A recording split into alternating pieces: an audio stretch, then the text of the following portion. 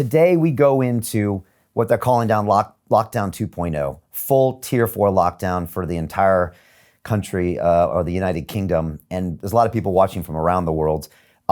Is this the best decision from an economic perspective, in your opinion? And what are some of the costs that this will lead to?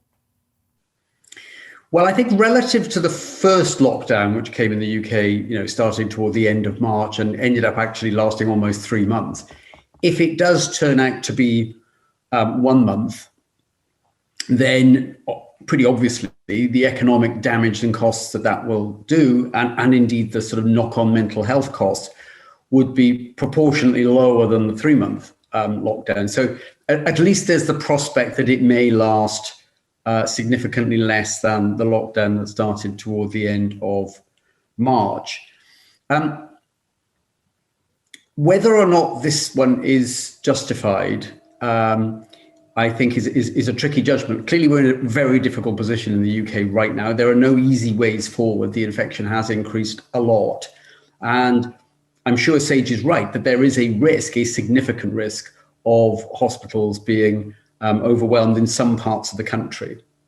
Whether or not a national lockdown, one thing we do know is that the infection is running at different rates in different parts of the UK. Whether a sort of national lockdown is the optimal strategy is somewhat less obvious. But at least if it were in place for 4 weeks, and that does bring down the infection rate rapidly, and then we could start easing the restrictions and go back to something which is a bit more differentiated by region of the UK, that would be a less damaging way forward than what we had that ran through March, April, and most of May and into June.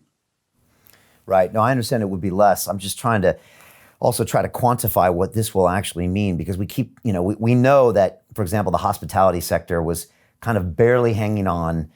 We know that certain businesses were just starting to make a comeback, but now a lot of them have said this extra month is going to put them out of business. Now, it's one thing to hear the anecdotal stories of people losing their businesses, but it's great to have an economist like you to talk and to say, well, how is that going to actually quantify into lives lost, changes in mental health over the coming years? Is there any way to explain what that is to people? Well, there's a lot of evidence that if restrictions that we're about to see in the UK were to cost substantial numbers of jobs, because some firms, as you say, are on the brink already, and another 4 or 5 weeks might mean that they just don't reopen, and therefore you lose jobs, not just for a month or two, but maybe permanently.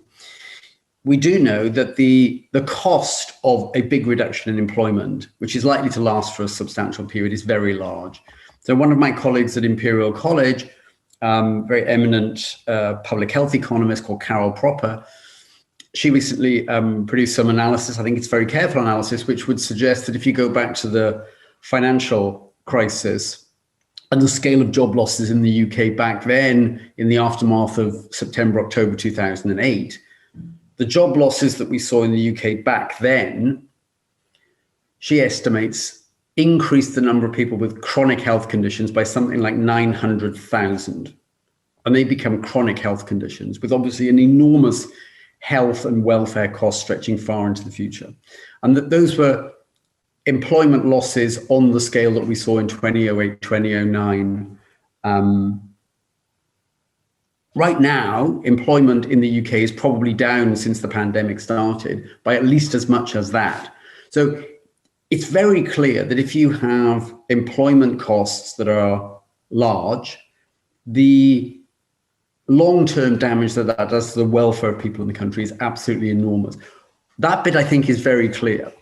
I think what's a little bit more difficult to work out right now, given that the infection rates have moved up a lot in a short period, and there is no doubt a risk of hospitals being overwhelmed in some parts of the country, whether a strategy short of a lockdown would end up generating such panic in the short run that you'd end up with something as bad as a 4-week lockdown anyway.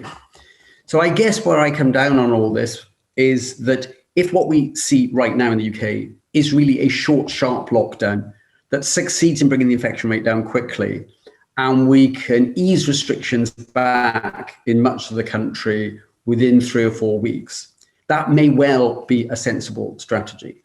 On the other hand, if this is a lockdown where we think we need to keep this in place more or less indefinitely until a vaccine comes along, I think it's likely to be a very, very damaging strategy, and one which would not pass any sensible cost-benefit analysis.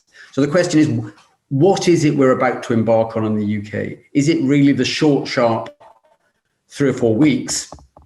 Or is it a more open-ended thing that we end up needing to keep in place, or at least the government thinks we need to keep in place for much longer? And I think it's very unlikely that that second sort of lockdown would pass any kind of sensible cost-benefit analysis.